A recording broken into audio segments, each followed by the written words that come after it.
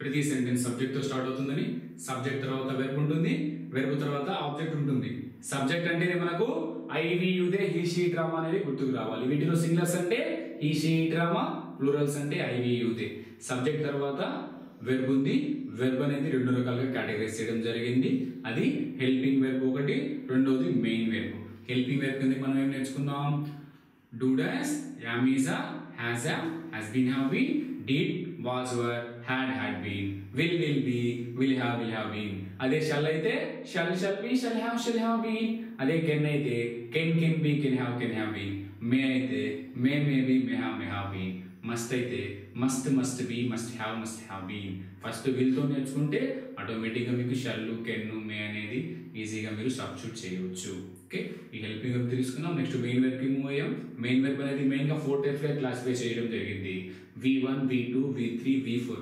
V1 కి ఇంకొక name ఏమిటంటే ప్రెసెంట్ ఫామ్, V2 కి పాస్ట్ ఫామ్ అని, V3 కి పాస్ట్ పార్టిసిపుల్ ఫామ్ అని, V4 కి ప్రెసెంట్ పార్టిసిపుల్ ఫామ్ అని అంటున్నాం. So V4 present participle form అంటే అన్ని కూడా ఇంగ్ ఫామ్స్ ఏ వస్తున్నాయి. ఇక్కడ ఇంగ్ ఫామ్స్ అంటే నథింగ్ బట్ జెరెండ్ గా కూడా ఉంటుంది. అది ఎలా ఉంటుంది అనేది మనం ముందు క్లాసులో తెలుసుకుందాం. ఇక్కడ ఒక మెయిన్ వెర్బ్ ఎగ్జాంపుల్ తీసుకుంటే గో, వెంట్, గాన్, గోయింగ్. ఇంకోటి చూసుకుంటే ask, asked, asking, come, came, coming. ఇవన్నీ కూడా మెయిన్ వెర్బ్ ఫార్మ్స్. తర్వాత ఆబ్జెక్ట్ ఉంటుందని తెలుసుకుందాం.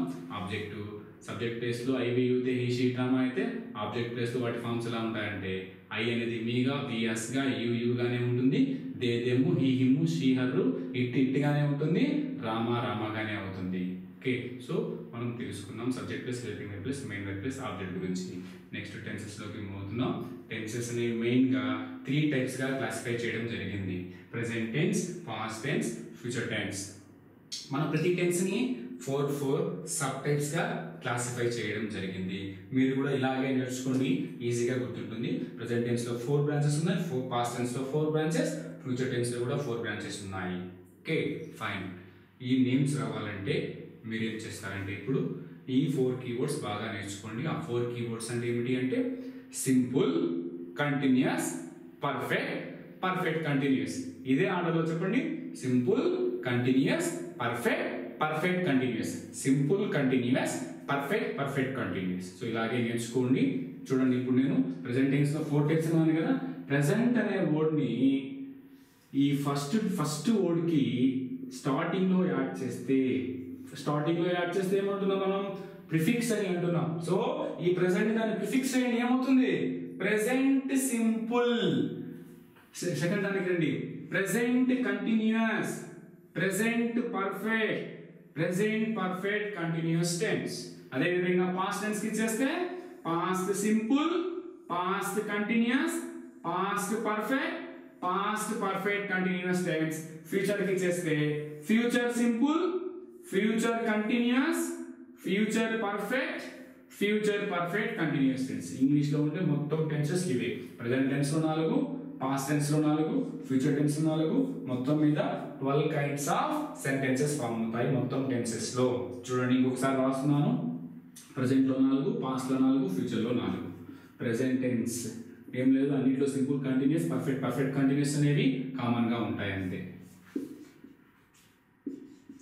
ప్రెసెంట్ సింపుల్ చెప్పండి, ప్రెసెంట్ కంటిన్యూస్,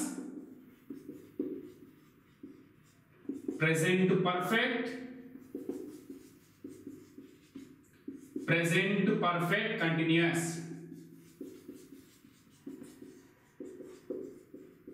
సో ఈ ప్రెసెంట్ టెన్స్ లో 4 types.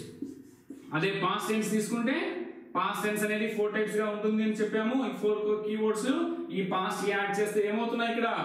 Past simple, past continuous, past perfect continuous tense.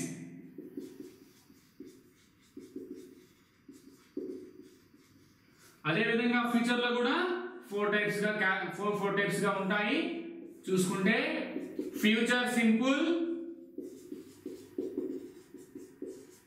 Future continuous, future perfect,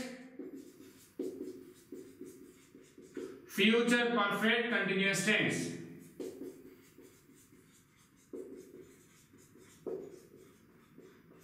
so present simple, present continuous, present perfect continuous. Past simple, past continuous, past perfect continuous. Future simple, future continuous, future perfect continuous tense. So ఈ 12 kinds of tenses ఉంటాయి మనకు. So మనం ఏం నేర్చుకున్నామంటే tenses లో present లో past లో future లో ఉంటాయని, ప్రతి దాంట్లో 4 ఉంటాయని నేర్చుకున్నాం. 4 టైప్స్ ఉంటాయని నేర్చుకున్నాం. ఇక్కడ ఈ 4 కీవర్డ్స్ కానీ గుర్తు పెట్టుకుంటే అన్ని నేమ్స్ మనకు తెలుస్తాయి. 4 కీవర్డ్స్ ఏంటంటే ఇంకోసారి చెప్తున్నాను, simple, continuous, perfect continuous. Present అనే వర్డ్ ని 4 ఫామ్ చేస్తే 4 ప్రెసెంట్ టెన్సెస్ ఫామ్ అవుతున్నాయి. Present simple, present continuous, present perfect continuous. అదే పాస్ట్ టెన్స్ లో కూడా అలాగే ఫామ్ చేస్తున్నాం మనం.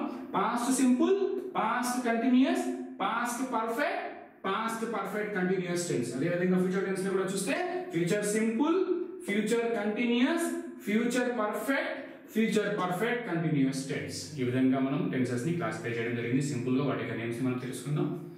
నెక్స్ట్ మనం టెన్సెస్ స్ట్రక్చర్స్ రాయబోతున్నాం. చూడండి, ఈజీగా రాసేస్తారు. ఈ క్లాస్ లో మీరు కంపల్సరీగా 100% నేర్చుకుంటారు. టెన్సెస్ స్ట్రక్చర్స్ కొంచెం బాగా గమనించండి.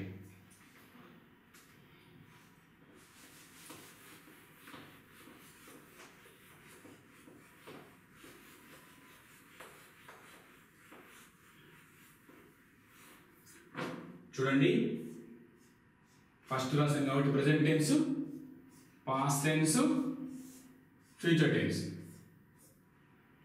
Present simple, present continuous, present perfect continuous. అదేవిధంగా past simple, past continuous, past perfect continuous. Future simple, future continuous, future perfect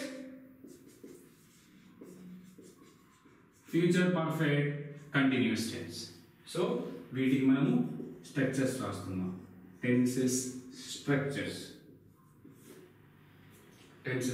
రాస్తున్నాం. చూడండి, present simple, present continuous, present perfect continuous. Past simple, past continuous, past perfect continuous. Future simple, future continuous, future perfect continuous tense. ఇలాగే నేర్చుకుంటే అన్నిట్లో simple ఉండాలి first, అన్నిట్లో continuous ఉంటుంది, next తర్వాత perfect ఉంటుంది, తర్వాత పర్ఫెక్ట్ కంటిన్యూస్ టెన్సెస్ ఉంటాయి.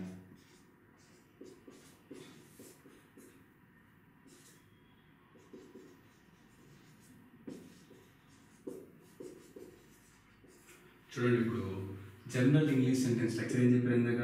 Subject plus helping verb plus main verb plus object అని చెప్పాము. Subject plus helping verb plus main verb plus object అని చెప్పాము.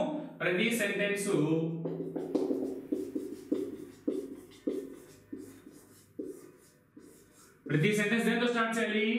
సబ్జెక్ట్ తో స్టార్ట్ చేయాలి. ప్రతి సెంటెన్స్ ని సబ్జెక్ట్ ఎస్ తో స్టార్ట్ చేయాలి. లాస్ట్ లో ఏముంటుంది? ఆబ్జెక్ట్ అనేది ఉంటుంది. ప్రతి సెంటెన్స్ లాస్ట్ లో ఆబ్జెక్ట్ ఉంటుంది. అది ఏ టెన్స్ అయినా కావచ్చు. మనము ప్రతి సెంటెన్స్ ని మనం ఆబ్జెక్ట్ అంటే రిసీవర్ ఆఫ్ ది యాక్షన్ తో సెంటెన్స్ ని ఎండ్ చేయాలి.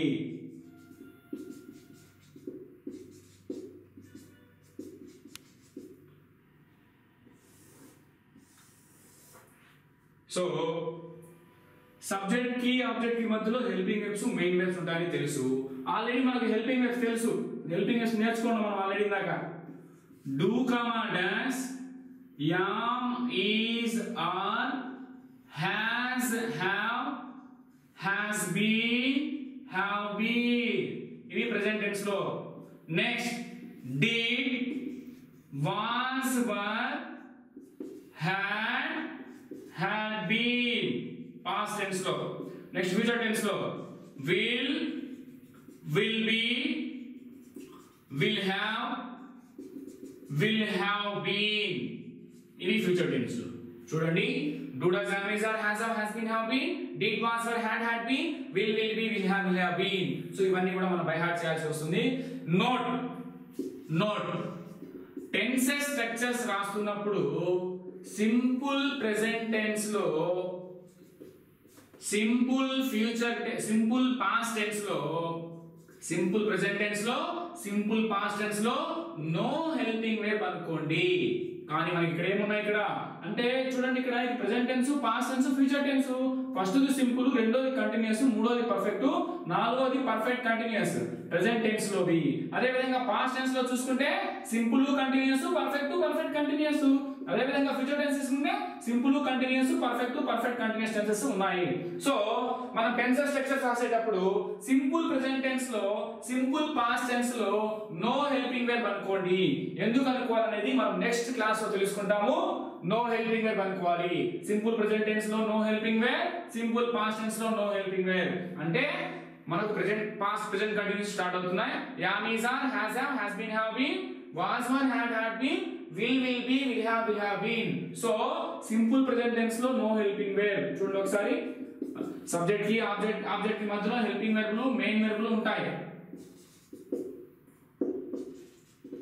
సో సింపుల్ ప్రెజెంట్ టెన్స్ లో నో హెల్పింగ్ verb అని చెప్పాను ఇప్పుడే. అదే విధంగా సింపుల్ పాస్ట్ టెన్స్ లో కూడా no helping verb. Present continuous tense లో ఏమున్నాయి ఇక్కడ? Am, is, are. Present perfect లో has, have. Present perfect continuous లో has been, have been. Simple past tense లో no helping verb. Past continuous tense లో was, were. Present perfect, past perfect లో had ఉంటుంది. Past perfect continuous tense లో had been ఉంటుంది. Simple future లో will, future continuous will be, future perfect will have, future perfect continuous will have been. So మనం ఇప్పుడు అన్నిట్లో helping verbs ని fill up చేసేసాము. నెక్స్ట్ మెయిన్ వెర్బ్ ఒకటే బ్యాలెన్స్ ఉంది. ఈ మెయిన్ వెర్బ్ కి మనం ఎలా నేర్చుకోవాలంటే చూడండి, ఒకటి టెక్నిక్ చెప్తాను ఇక్కడ. Main verb V1, V2, V3, V4. V1 అనగానే ఏం గుర్తుకు రావాలంటే బై హార్ట్ చేయాలి దీన్ని కూడా. Simple present tense, simple future tense. Simple present tense, simple future tense గుర్తుకు రావాలి. V2 అంటే సింపుల్ పాస్ట్ టెన్స్. V3 అంటే పర్ఫెక్ట్. పర్ఫెక్ట్ ఎన్ని ఉన్నాయి మనకు? ప్రెజెంట్ టెన్స్ లో ఒక పర్ఫెక్ట్ ఉంది, దాన్ని ప్రెజెంట్ పర్ఫెక్ట్ అని అంటున్నాం. పాస్ట్ టెన్స్ లో పర్ఫెక్ట్ ఉంది, ఫ్యూచర్ టెన్స్ లో కూడా పర్ఫెక్ట్ ఉంది. V3 అనగానే పర్ఫెక్ట్ గుర్తుకు రావాలి. V4 అనగానే కంటిన్యూస్ గుర్తుకు రావాలి. ఇంకా పర్ఫెక్ట్ కంటిన్యూస్ గుర్తుకు రావాలి. Continuous, perfect continuous. మనకి ఎన్ని కంటిన్యూస్ ఉన్నాయి ఇక్కడ? Present continuous, past continuous, future continuous. అదే విధంగా పర్ఫెక్ట్ కంటిన్యూస్ ఎన్ని ఉన్నాయి మనకు? Present perfect continuous, past perfect continuous, future perfect continuous tense. So ఇలా మనం నేర్చుకొని చూడండి ఒకసారి. మెయిన్ వెర్బ్ రాస్తున్నాం మనము. మెయిన్ వెర్బ్ అనేది V1, V2, V3, V4 గా ఉంటుంది. V1 అనగానే simple present tense, simple future tense గుర్తుకు రావాలి. V2 అనగానే సింపుల్ పాస్ట్ టెన్స్ గుర్తుకు రావాలి. V3 అనగానే పర్ఫెక్ట్. మనకి ఎన్ని పర్ఫెక్ట్ ఉన్నాయి? Present perfect, past perfect, future perfect ఉన్నాయి. V4 అనగానే కంటిన్యూస్, పర్ఫెక్ట్ కంటిన్యూస్. కంటిన్యూస్ ఉన్నాయి మనకు. రెండోది continuous, present continuous, past continuous, future continuous tense ఉన్నాయి. అదే విధంగా present perfect continuous, past perfect continuous, future perfect continuous tenses ఉన్నాయి. ఇప్పుడు నేను మెయిన్ వెర్బ్ ని ఫిల్అప్ చేస్తున్నాను చూడండి. ఇలా ఫిల్అప్ చేస్తున్నాను చూడండి. ఫస్ట్ గుర్తుపెట్టుకోండి, V1, V2, V3, V4. V1 దేంట్లో వస్తుందని చెప్పాము? Simple present tense, simple future tense. Simple present tense లో V1 ఉంది, సింపుల్ ఫ్యూచర్ టెన్స్ లో కూడా V1 ఏ రావాలి. అదే విధంగా సింపుల్ V2 దేంట్లో వస్తుంది? V2 అనేది సింపుల్ పాస్ట్ టెన్స్ లో వస్తుంది. చూడండి, ఇలా కూడా గుర్తుపెట్టుకోవచ్చు మనం హెల్పింగ్ వెర్బ్ ని. చూడండి, మెయిన్ వెర్బ్ ఇలా కూడా గుర్తుపెట్టుకోవచ్చు. ఇది ప్రెజెంట్ టెన్స్. V1 అనగానే చూడండి, V1 ఎక్కడ వస్తుంది? V1 అనేది సింపుల్ ప్రెజెంట్ టెన్స్ లో, సింపుల్ ఫ్యూచర్ టెన్స్ లో వస్తుంది. ఇది V1 కి సంబంధించింది అనుకోండి. సింపుల్ ప్రెజెంట్ టెన్స్ లో, సింపుల్ ఫ్యూచర్ టెన్స్ లో V1 వస్తుంది. అదే V2 కి సంబంధించింది చూడండి, V2 అనేది ఓన్లీ సింపుల్ పాస్ట్ టెన్స్ లోనే వస్తుంది. V2 అనేది సింపుల్ పాస్ట్ టెన్స్ లోనే వస్తుంది. V3 చూడండి ఒకసారి. V3 అంటే పర్ఫెక్ట్ అని చెప్పాను కదా. సో మనకి ఎన్ని పర్ఫెక్ట్లు ఉన్నాయి ఇక్కడ? 3 పర్ఫెక్ట్లు ఉన్నాయి.